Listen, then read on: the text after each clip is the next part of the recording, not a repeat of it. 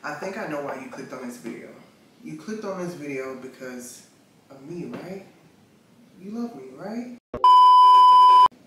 Okay, maybe not. If you don't, or if you don't know who I am, welcome to the Go Strongwill channel. This is a channel for those curious minds, and in this video, we are going to go into so many lessons that I learned as a first-generation university student, and all of those that I want to leave with you. Either you or somebody you know is about to embark on that journey of going to university for the first time, or they're going to college, as some people say, in different parts of the country. And here are my lessons. But before we get into that, we have to roll those credits.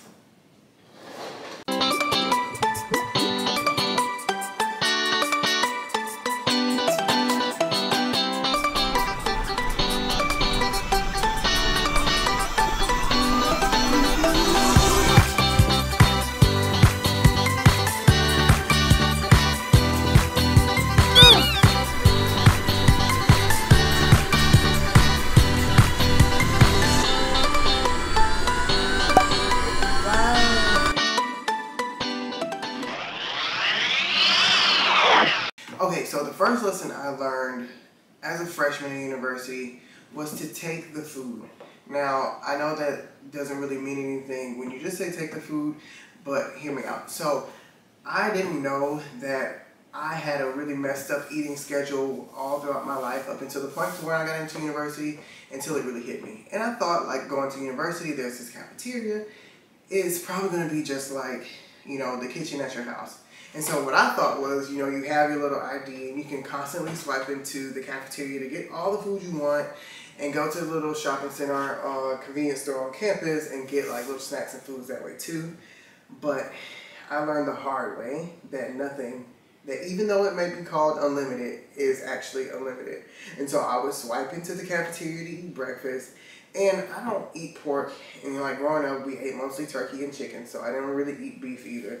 And so when I would see the menu in the cafeterias and stuff like that, it was just like, okay, I don't eat this, I don't eat this, I don't eat this. And so you'd be whittled down to eating either like salads, pizza, or whatever concoction that they came up with that you did actually eat, if you actually liked it. And so there are many moments and meals that I ended up going like hungry. And also the times had me really confused of like, okay, so we only have hot lunch during these hours. We only have like dinner during these hours. And so me, I was used to like, you know, you wake up, you in high school, you go eat breakfast, and then you have lunch, and then you go home. You pretty much can eat snacks all day until dinner time. And so I didn't have a dinner time at home until maybe like 9 o'clock. And so for me, like with the cafeteria closing at 7 o'clock, like I think it closed at 7. Yeah, it closed at 7 o'clock in my freshman year, and so I was like up, and you know if you're a freshman, you're doing those all-nighters, you're up until like 1, 3, 4 in the morning, and so like I found myself starving my freshman year. And then, you know, like that doesn't even get into the fact of how bad I was eating in general. And so my freshman year, like my whole eating schedule was off, but also I realized, you know, I needed to eat better. And so that was one of the things I learned too, you know, like take your health more seriously. And I did after that year. But the important part, I realized that I shouldn't be going hungry at nighttime. And so I met these seniors, and I saw these seniors having all these like cases of plastic in their bag. And I was like, what is that? And then she was like, hey, we're going to have a brownie party tonight. I was like, what? What is a brownie party? And she was like, me and my sister, we take all the desserts from the cafeteria, and then we just take it back to our rooms, and we just like watch movies and all that kind of stuff. You don't take food? And so I was like, oh my God, I should be taking food. And so from then on, I learned how to, what I have affectionately called squirrel. So what I would do is I would take my little boxes, I would take all my stuff in the cafeteria, and then I would pack away whatever I wanted to eat later, and I would squirrel it for a better, more desired time to eat. Make sure you're eating well and taking care of yourself, and that you have balanced and healthy eating habits, because it can go south really quick. Okay, so number 2 would be to get a job. I didn't have a job my freshman year, which probably led me to some of those bad eating habits as well. But I did my sophomore, I think it was my sophomore year. After my sophomore year, I ended up looking for on-campus work, and that was one of the best decisions I made. You know, I had a full scholarship, so I wasn't like worried about paying loans. I wasn't worried about paying any bills. I only had my cell phone bill. and I was, you know, living off a refund check like many students do. I didn't have loans, so it definitely was a win-win situation for me. But I would just live off my refund check for the entire year. And if you don't know what a refund check is, a refund is like when you get all of your scholarships, grants, and if you have loans, you get your loans and they pay off what the school says you would owe for that year, and then the extra money just goes to you in the form of a check. So it's a refund check. And so with a scholarship, my scholarship would always give a little bit extra, and I would use that to live off of essentially. And so I was living off of my refund check, but then I was like, I don't have money to really live. Like, I don't have money to eat what I want to eat or need to eat and when I need to eat, and I don't have money for like my cell phone bill if I ever was to like want to do other stuff. And so I started looking for on-campus work, and that was one of the best decisions I made, because having a job on campus prepares you for that lifestyle of when you leave. So, you know, working consistently, because I had never had a job before, and so working consistent hours, you know, trying to earn wages that actually pay off bills, and then just the whole practice of paying bills and all that kind of stuff. And it's just like a good starter to set you up for future success. And say for instance, if you were in my position, what I would have done differently without having loans and all that kind of stuff, I would have either, like, well, if you do have loans, I would say get a campus job to start paying off your loans early, because it won't be accruing interest at that point, and you won't have any like needs or requests to actually pay that money then until you graduate. So maybe start paying off those loans if you do have loans. But if you don't, I think you should use that money to, like, you know, create experiences. For one, I think that's really important in university. So if you're in university, it's the best time to travel, I think. So if one weekend you want to go to New York, I say use that money to go to New York. If you want to do other stuff that gives value back to you, that's what I think you should do. So investing money, like try to learn about investing. It's everywhere now. It's all on YouTube.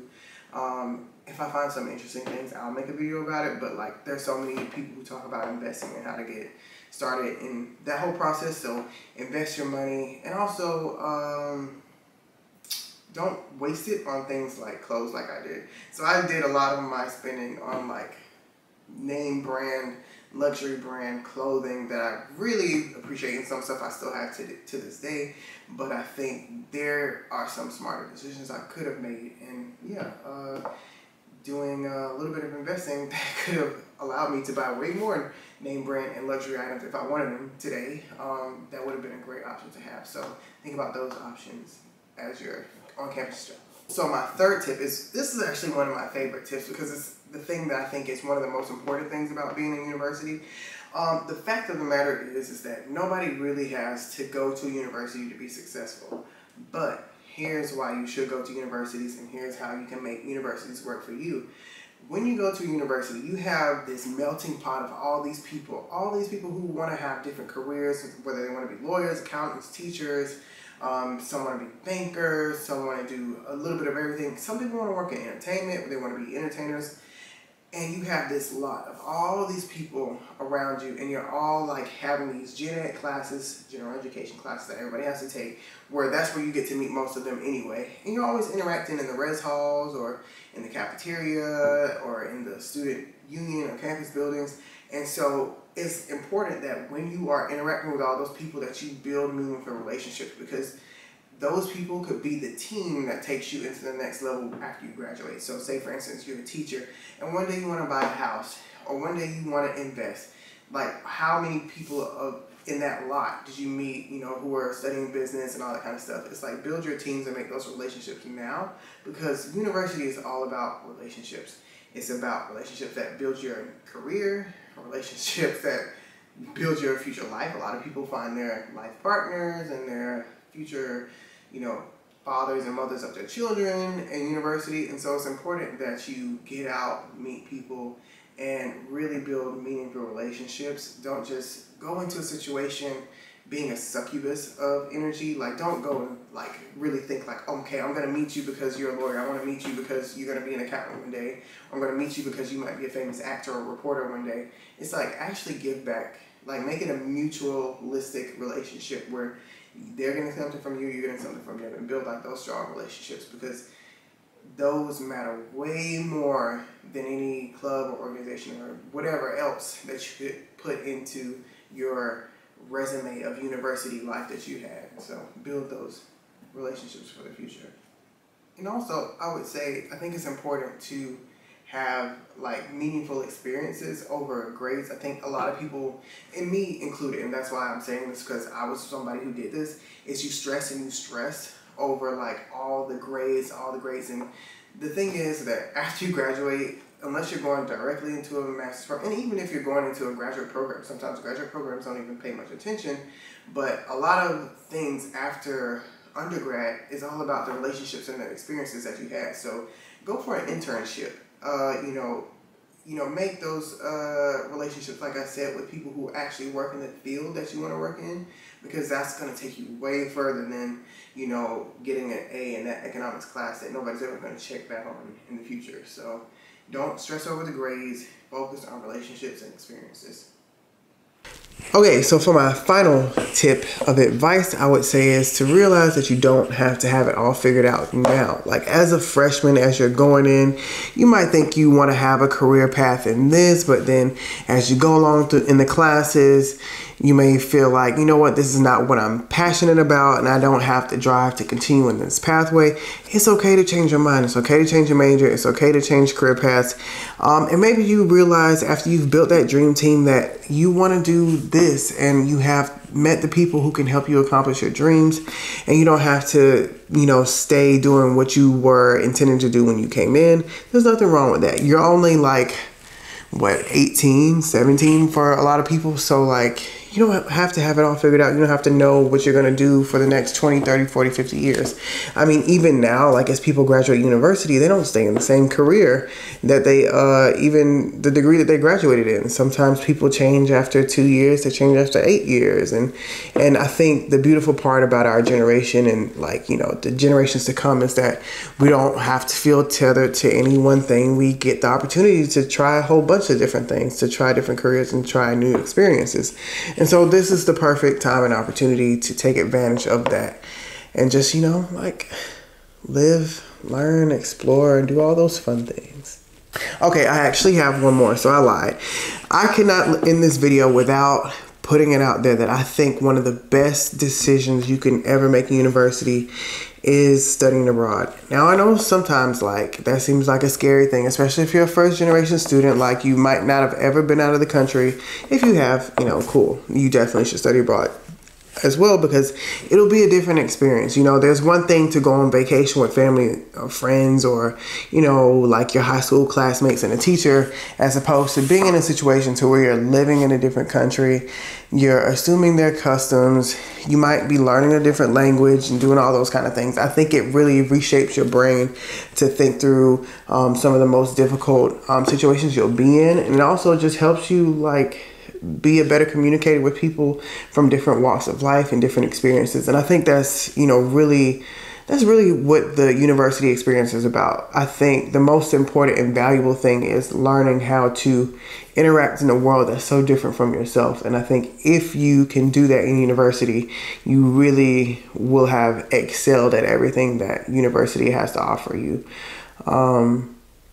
So yeah, I think, and I know I'm not the only one who would say that, because that was literally the biggest regret that a lot of the seniors, when I came in as a freshman, a lot of the seniors told me that their biggest regret was that they didn't study abroad. And I know that for myself, it was the best experience I had in university. And I think it was for me, it made going to university, period, just worth it in general. So I think if you have the opportunity, which everybody has the opportunity now, unless you're in a world event that we didn't have control over, then some people weren't able to do that. But going forward, I think, everybody will be a little bit more open and will have access and opportunity for all those new things. If there are any things that you feel like I missed in this video, please feel free to add your suggestions on what people could do in their university experience down in the comment section below. Because I think, like I like to make in this space, we all want to learn from each other. I want to curate that for everybody, because that's how we get better together. So corny. But anyways, I appreciate you for watching this video. Thank you so much. Don't forget to like, share, and subscribe. And also remember that if you do not do all those things, that the sky will turn into blood. What the fuck? doesn't get better than that. Well, I'm leaving it. Peace.